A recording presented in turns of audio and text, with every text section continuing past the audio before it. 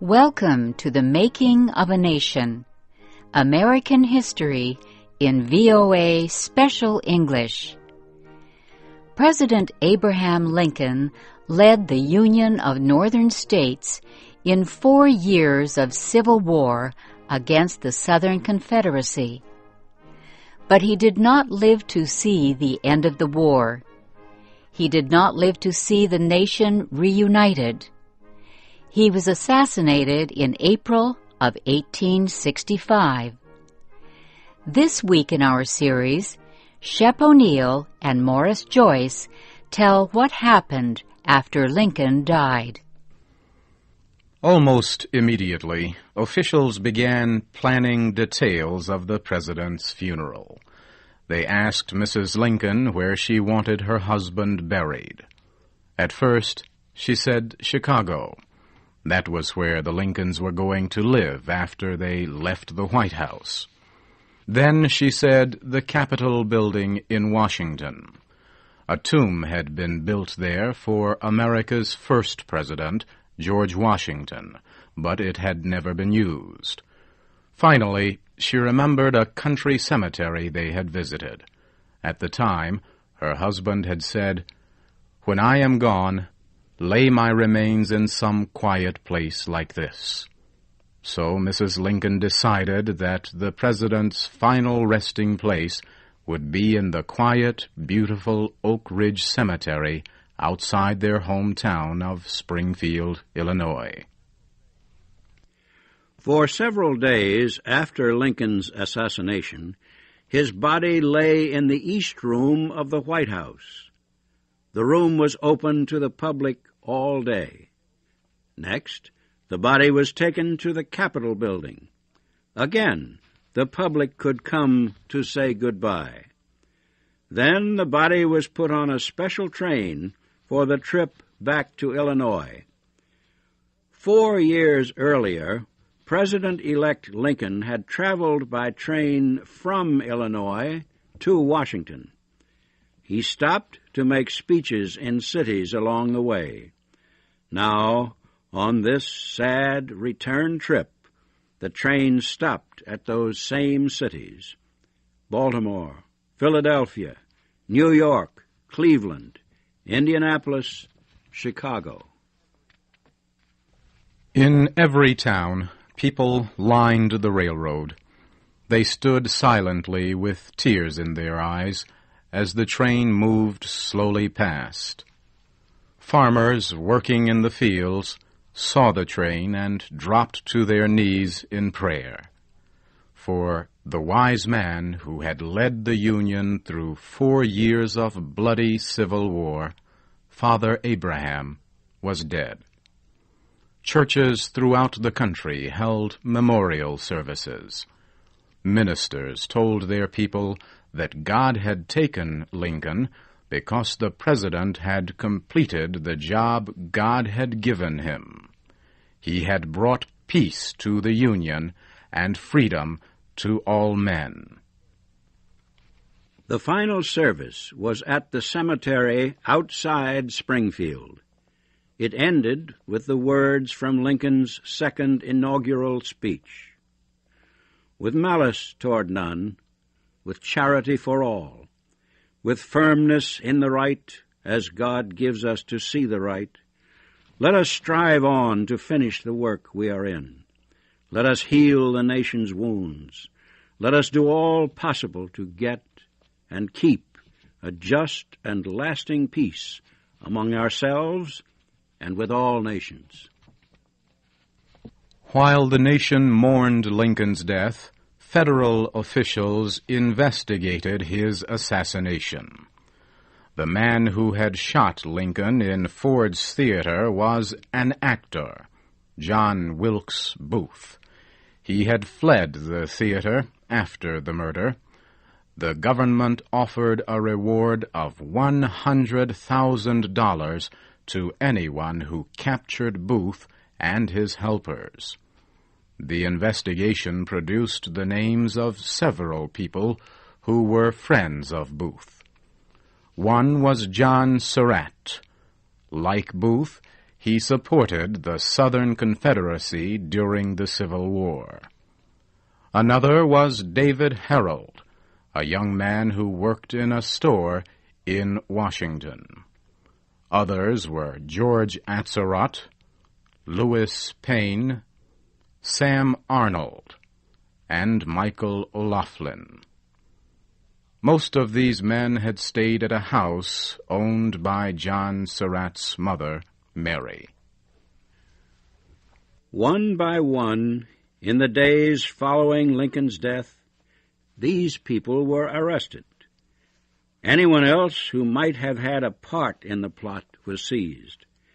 Soon, hundreds of suspects were being held in jails in and around Washington. At the end of a week, only 2 of the plotters were still free, David Harold and John Wilkes Booth. Booth broke his leg when he jumped from the presidential box to the stage at Ford's Theater. A few hours later, he and Harold stopped at the home of a Dr. Samuel Mudd.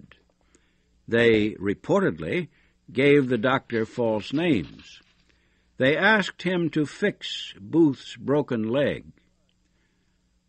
Dr. Mudd agreed, and he let the 2 men sleep at his home. Federal troops chasing the assassins arrested the doctor. They accused him of being part of the plot. John Wilkes Booth and David Harold ran and hid for 6 days. They crossed the Potomac River from Maryland into Virginia. Finally, 12 days after the assassination of Abraham Lincoln, soldiers found the 2 men. They were hiding in a tobacco barn near the town of Port Royal. Harold agreed to surrender. He came out of the barn with his hands in the air. He shouted again and again that he was innocent. Booth refused to come out. The soldiers set fire to the barn. The fire forced Booth to move close to the door. The soldiers could see him now. He was aiming a gun at them. The soldiers had been ordered to capture Booth alive, but one of them raised his gun and shot Booth in the neck. The actor fell. Some of the soldiers ran to the burning barn and pulled him out. They carried him to a nearby house. He died 2 hours later. John Wilkes Booth carried a notebook. He wrote in it every day. On the day Lincoln was killed, he wrote, "For 6 months we had worked to kidnap Lincoln, but with the Confederacy being almost lost, something decisive and great must be done. I struck boldly." Booth described how and why he had shot the president. "Our country," Booth wrote, "owed all her troubles to him, and God simply made me the instrument of his punishment." Booth's body was returned to Washington. Men who knew him confirmed that it was the body of John Wilkes Booth. The body was buried under the stone floor of the Washington prison. A few years later, his family received permission to move the body to a cemetery in the city of Baltimore. Evidence showed that only a few people were actually involved in the plot against the president. Most had agreed to work with Booth because they believed he planned to kidnap Lincoln, not kill him. Of the hundreds of persons arrested, only 8 were brought to trial. The Secretary of War decided that they would be tried by a military court. He argued that Lincoln had been commander-in-chief of all military forces and had been murdered during wartime. The trial began almost 2 months after the assassination. The prisoners seemed in poor condition. All wore heavy chains on their arms and legs, and the men had been forced to wear thick cloths over their heads. Officials said the cloths were necessary to prevent them from talking to each other. The Secretary of War announced that the prisoners could not meet privately with their defense lawyers. They could meet only in the courtroom.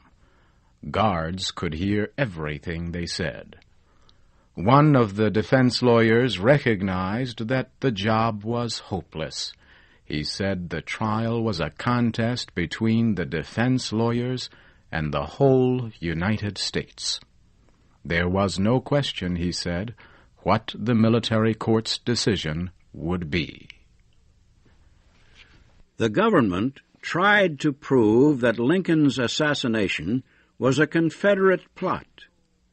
Witnesses told how Confederate supporters reportedly planned to cause trouble in the North. But none could prove that Confederate President Jefferson Davis, or any other Southern leader, played a part in Booth's plot to kill Lincoln.